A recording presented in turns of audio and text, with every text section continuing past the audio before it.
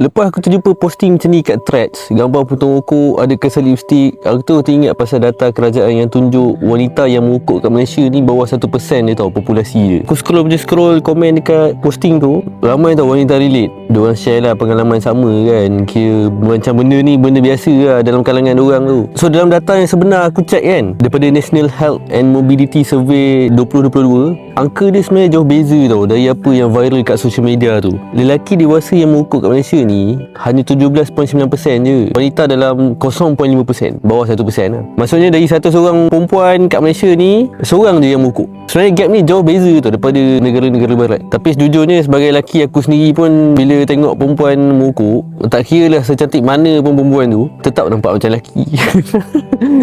Aku memang tak nampak langsung lah dia punya aura feminin dia. Yang aku nampak hanyalah liar je. Sepatutnya perempuan ni jinak betul. So bila ada konten macam gambar tu keluar kan, automatik lah dapat attention yang banyak. Sama ada orang relate diam-diam ataupun bila orang tengok tu orang terkejut tau. Tapi yang risaunya, angka rasmi 0.5% tu dia bukan gambaran sebenar tau. Ramai lah sebenarnya wanita yang merokok, betul tak? Mungkin diorang tak declare status diorang dalam survey tu sebab malu ke, takut kena kecam ke. So angka sebenar dia mungkin lagi tinggi lah daripada apa yang dia rekod kan. So korang yang mana pasangan merokok ataupun korang sendiri tengah struggle nak stop kan, kau masuk dalam live saja. Kita sembang dekat dalam live tu tanpa judge apa-apa. Tapi kalau korang malas masuk live kan, tekan link kat bio saya. Ada e-book seni berhenti merokok, kat situ boleh bantu korang step by step.